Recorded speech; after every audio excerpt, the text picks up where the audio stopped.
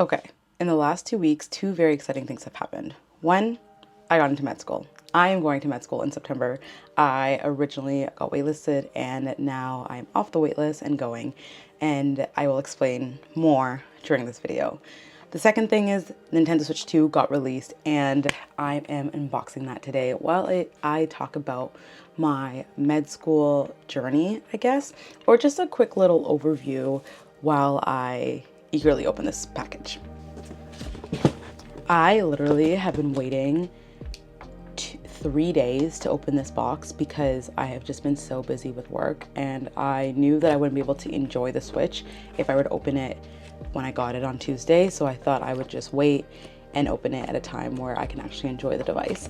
I'm so excited. It technically came out last Friday, but my bank basically thought it was like fraudulent charges and wanted to double check that it was fine, which I love, thank you, but it just meant that it delayed my delivery, and that's why I am getting it today, which is the 13th, or that's why I got it late, which was the Tuesday, and that's why I'm opening it today, the 13th, which is about a week later after it's been released. Let's do it.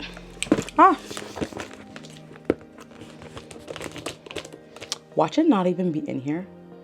I should have checked to make sure that the package was right.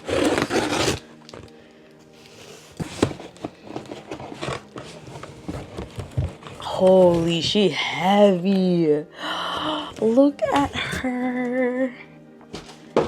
So this is the Nintendo Switch 2. This is coming out exactly 8 years after the first Nintendo Switch, which came out in 2017. I got the first Nintendo Switch in, I believe, November of 2017 in my first year of university.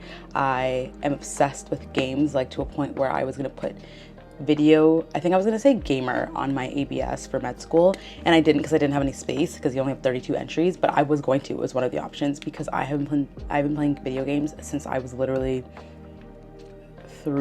2 maybe, I don't know, whenever I was able to hold a controller, and it is a big part of my identity, honestly, and I actively collect video games. My whole console behind me has like my PS5, my Xbox, my Nintendo Switch, my GameCube, my Wii, my PSP, my Lenovo Legion Go. Like it has everything that I that I collect, and so this is just another game to add to the collection. I'm excited to open this.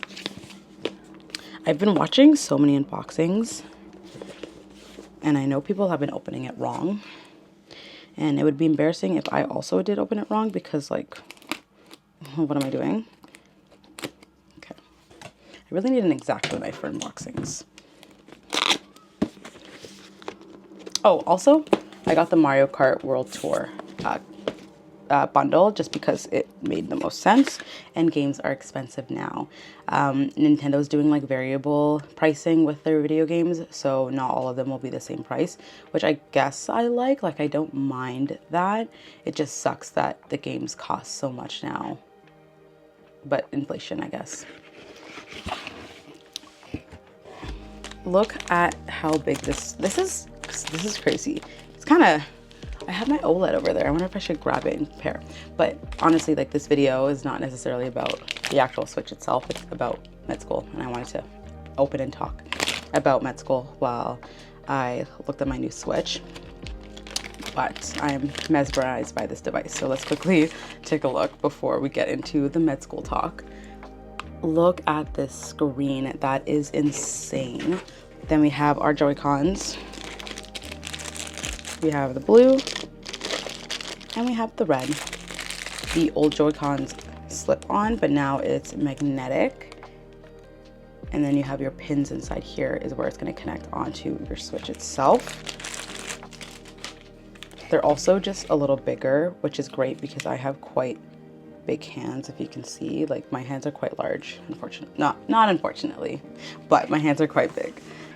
And then you just listen to that. And then I know that's it's hard it's wow, but there's a button. I believe this is the release button. Let's see. Yeah, the button's right there. So the button clicks in right there, and it just pops on. Damn. Okay, while I unbox the rest of the stuff, let's talk about med school. So I applied for the first time this past December, technically, because the school that I applied to is a new med school in Ontario. And so when they were asking for applications, they basically extended the deadline and said that you have until, I believe it was like December 1st or something, to submit your application. And so I spent from July, which is when they initially released their questions and their ABS, until December, basically prepping my application.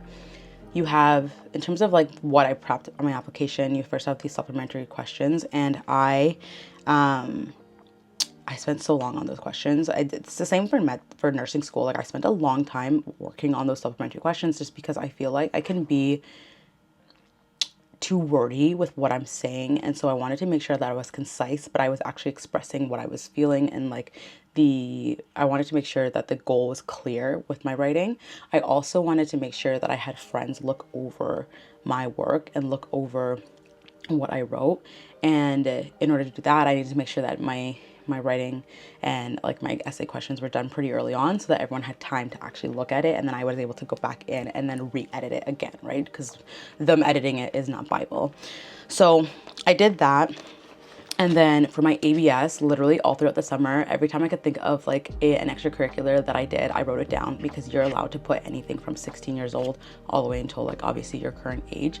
I'm currently 25, so that's 9 years of experience. And I wanted to make sure that I added the ones that made the most sense for this school, because I knew I was only applying to one. And I knew I wanted to make sure that I was really expressing and representing their values and their mission through the ABS experiences that I've had previously. And so I went through that, and I made sure to include like the CanMed roles and make sure that they were represented through the way I was writing about my ABS. If you've written an ABS before, you'll know that you have very limited character limit, and so it's very important that you are very concise, but it makes sense, because the people who are reviewing your application may not be someone who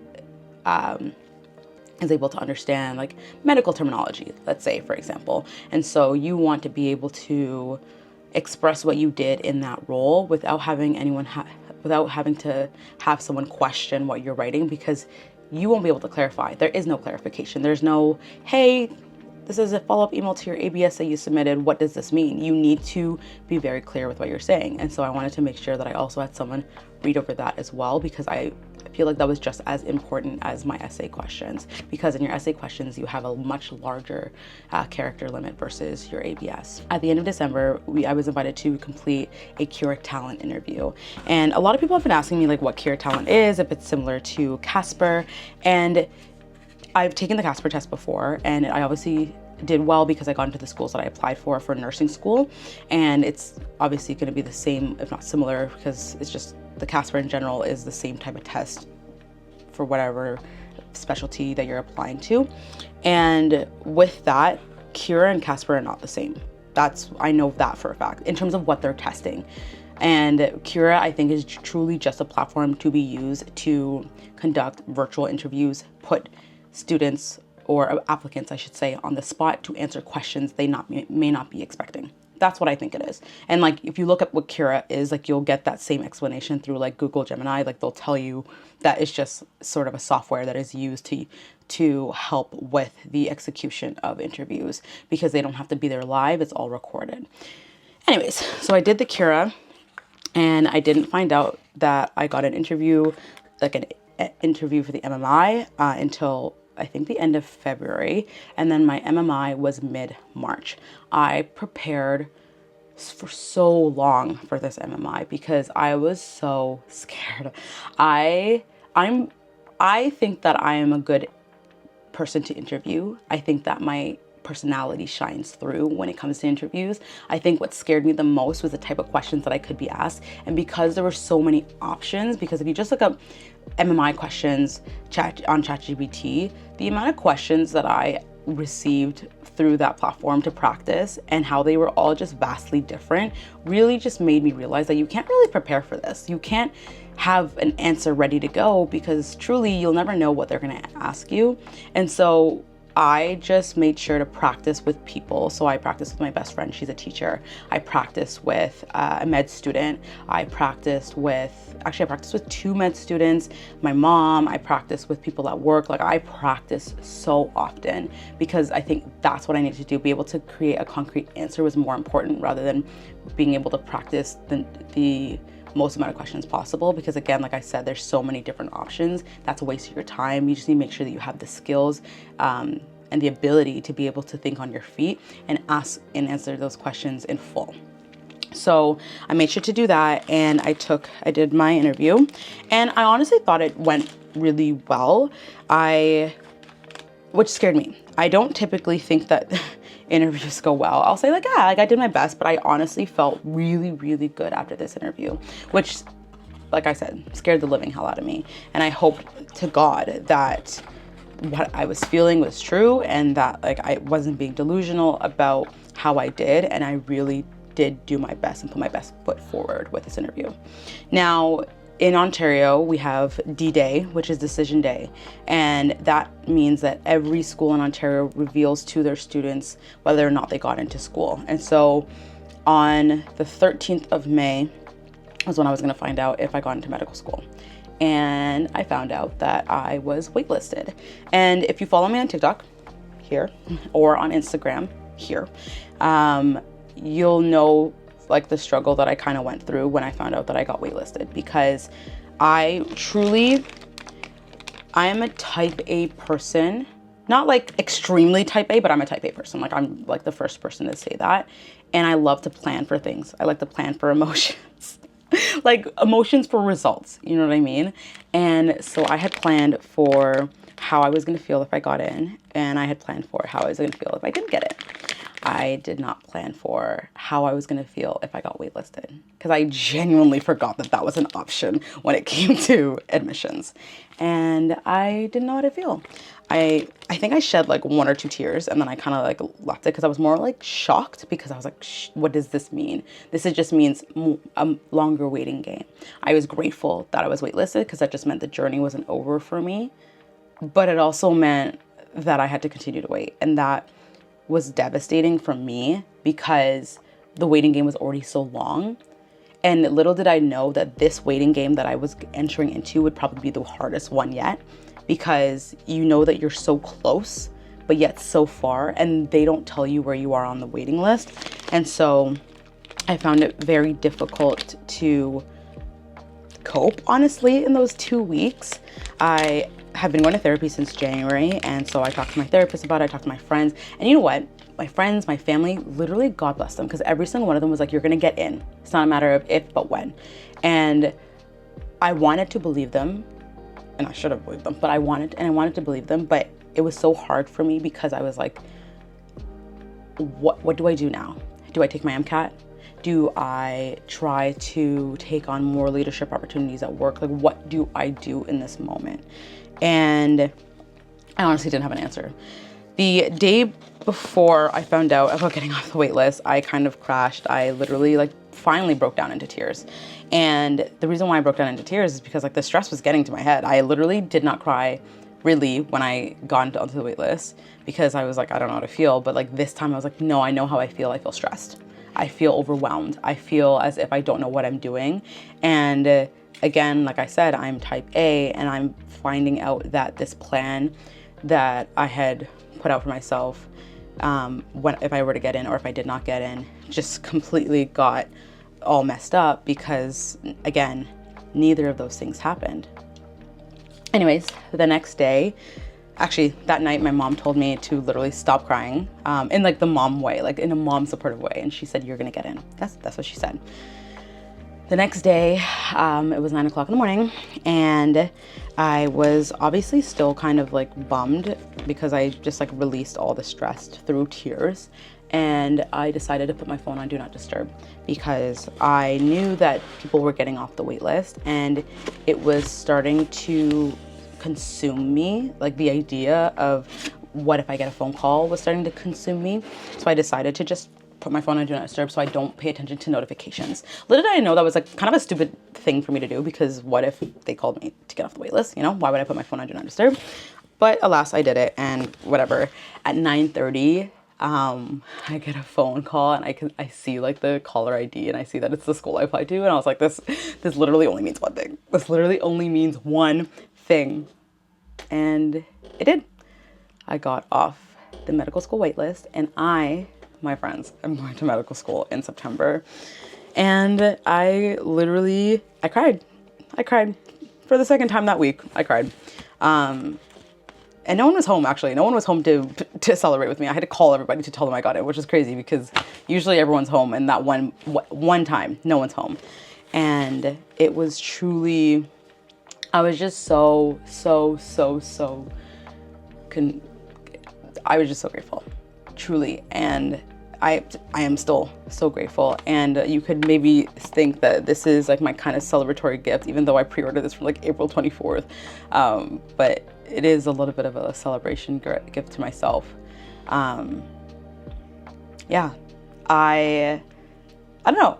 And that's where I'm at. Like, it's 2 weeks later. I'm, you know, fulfilling my requirements. I'm posting TikToks and Instagram about my journey, but like I said before, wanted to make a return to YouTube. I was filming my nursing life. I was filming unboxings, and I miss YouTube. I miss long form content. I just didn't know what to post and what really was my identity on here, because there were so many things that I'm interested in. As you can see, I love gaming, but I also love talking about, you know, nursing. I love talking about medical school, like all of these things. But if you're down for all of that, then I think this is the perfect channel for you to subscribe to. I will definitely be posting videos every week officially. This will be going up on Monday, June 16th. Yeah, 16th. And I will be posting every Monday after that. It'll be vlogs about me getting ready for med school, which is also just like this little gap before I head into like a long journey ahead of me. And I also have already said this on my other socials, but if anyone wants any support at all through this process, I have like so much imposter syndrome with getting in, just because I just feel like sometimes I feel like I don't know, like I don't know why, you know what I mean? Like I feel like I deserved it, but you're like, okay, like what did I do? What did I do? Did I do really well in my interview? Like, did you really like my ABS? Like, I don't know exactly why, but I'm willing to just provide any sort of help that I can, just because I come from a family who immigrated from Jamaica, and I'm the first person in my family to graduate from university and become a nurse and go to medical school. And so like this is all new to me and new to us, like as a family. And so I'm willing to just share as much knowledge as I can. And if you want to message me here on YouTube or message me on Instagram or TikTok or whatever, I will answer. I promise you. If you don't hear from me within one day, just give me a little more time.